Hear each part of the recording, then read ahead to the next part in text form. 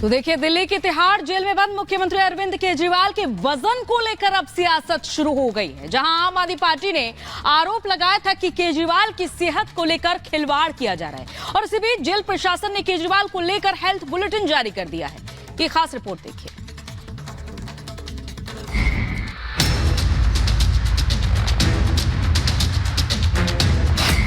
केजरीवाल का वजन, किसे नफा किसे नुकसान। वजन कम या ज्यादा, मेडिकल रिपोर्ट में खुलासा। दिल्ली के तिहाड़ जेल में बंद मुख्यमंत्री अरविंद केजरीवाल की सेहत सुर्खियों में है। मुख्यमंत्री अरविंद केजरीवाल को ईडी ने शराब घोटाले मामले में मनी लॉन्ड्रिंग केस में 21 मार्च को गिरफ्तार किया था। उसके बाद 10 दिन तक उनसे पूछताछ की गई। बाद में ट्रायल कोर्ट ने 1 अप्रैल को केजरीवाल को 15 दिन की न्यायिक हिरासत में तिहाड़ जेल भेज दिया। केजरीवाल तिहाड़ जेल में पिछले 11 दिनों से बंद है। सीएम केजरीवाल के जेल जाते ही आम आदमी पार्टी ने आरोपों की बौछार कर दी। दिल्ली सरकार में मंत्री आतिशी ने 3 अप्रैल को सोशल मीडिया पर केजरीवाल की सेहत का हवाला देते हुए बीजेपी को आड़े हाथ लिया और कहा कि Arvind Kejriwal severe diabetic patient हैं और उनका वजन करीब 4.5 किलो कम हो गया है, जो उनकी सेहत से खिलवाड़ है। एक बार उनका शुगर लेवल 46 तक पहुंच गया, जो किसी भी व्यक्ति के लिए जानलेवा साबित हो सकता है। अरविंद केजरीवाल जी का पिछले 12 दिन में 4.5 किलो वजन घट गया है। एक डायबिटीज का पेशेंट होते हुए इतने कम समय में इतना ज्यादा वजन घटना कई प्रकार की कॉम्प्लिकेशंस पैदा कर सकता है। केजरीवाल की सेहत को लेकर चल रही सियासत को विराम देते हुए तिहाड़ जेल ने अरविंद केजरीवाल का हेल्थ बुलेटिन जारी किया, जिसमें साफ हो गया कि केजरीवाल का वजन कम नहीं हुआ बल्कि 1 किलो बढ़ गया है। मेडिकल रिपोर्ट की माने तो 1 अप्रैल को केजरीवाल का वजन 65 किलो था, जो अब 66 किलोग्राम हो गया है। बीजेपी नेता रामवीर सिंह विद्युड़ी ने आम आदमी पार्टी पर जमकर निशाना साधा और कहा कि आम आदमी पार्टी बीजेपी को बदनाम करने की कोशिश कर रही है। जेल के नियम अनुमति नहीं देते हैं कि अरविंद केजरीवाल जेल से सरकार चला सके, तो अरविंद केजरीवाल को आज नहीं तो कल त्यागपत्र देना होगा, नहीं तो कानून अपना काम करेगा। शराब घोटाले से जुड़े मनी लॉन्ड्रिंग मामले में ईडी की गिरफ्तारी को चुनौती देने वाली अरविंद केजरीवाल की याचिका को दिल्ली हाई कोर्ट ने खारिज कर दिया है। अदालत के सामने केजरीवाल का तर्क था कि जानबूझकर लोकसभा चुनाव से पहले गिरफ्तारी की गई है। हाई कोर्ट से राहत न मिलने के बाद केजरीवाल ने सुप्रीम कोर्ट का रुख किया है, लेकिन सुप्रीम कोर्ट का क्या फैसला रहता है, ये तो 15 अप्रैल को ही पता चलेगा। Bureau report, Republic Bharat. और सीधे जतिन का रुख करेंगे, हमारे सहयोगी हमारे साथ जुड़े हुए हैं। जतिन, देखिए किस तरीके से आम आदमी पार्टी लगातार प्रदर्शन कर रही है, उपवास कर रही थी गिरफ्तारी के खिलाफ, लेकिन यहां पर तो हेल्थ बुलेटिन जारी होने के बाद एक बार फिर से उनके आरोप गलत ही साबित हो रहे हैं।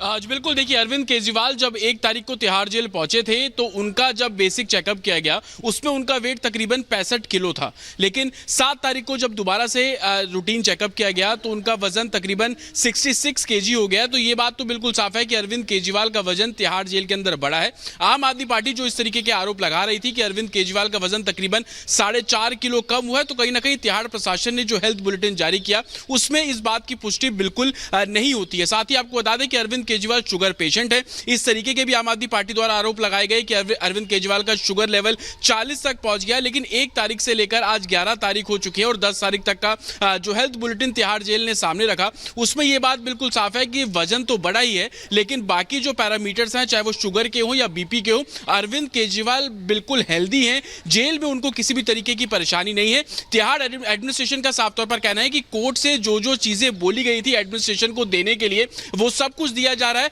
रोज उनका बेसिक जो हेल्थ चेकअप है तिहाड़ जेल के अंदर सुबह भी किया जाता है और शाम को भी किया जाता है। हालांकि वो शुगर पेशेंट है, घर का खाना उनको दिया जा रहा है, जो टेबल कुर्सी उन्होंने मांगी थी अपने सेल के लिए वो भी उन्हें प्रोवाइड करवाई जा रही है। तो जिस तरीके के एलिगेशन अरविंद केजरीवाल की हेल्थ को लेकर आम आदमी पार्टी लगातार लगा रही थी, कहीं ना कहीं तिहाड़ प्रशासन का यह हेल्थ बुलेटिन उन सभी आरोपों को बेबुनियाद बताता हुआ नजर आ रहा है। और तिहाड़ प्रशासन का यह कहना है कि जब से अरविंद केजरीवाल जेल में पहुंचे हैं तो उनको किसी भी तरीके की परेशानी नहीं है।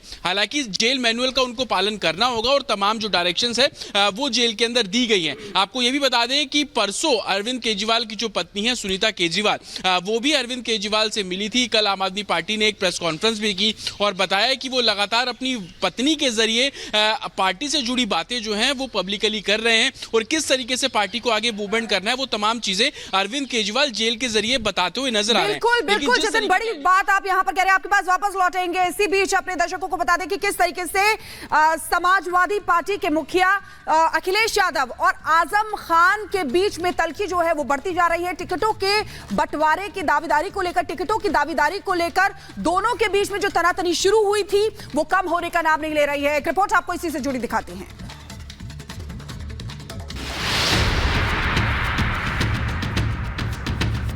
अखिलेश आजम में टकराव,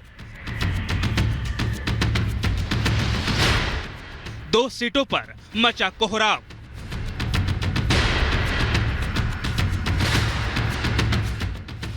रामपुर मुरादाबाद पर छिड़ा संग्राम।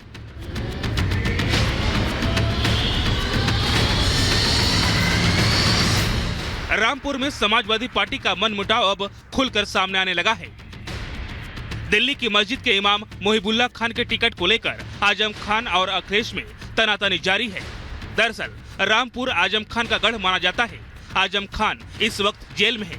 ऐसे में आजम खान अपने किसी चहेते के लिए टिकट चाहते थे। सपा की तरफ से मोहिबुल्लाह को टिकट देना आजम खान को रास नहीं आ रहा है।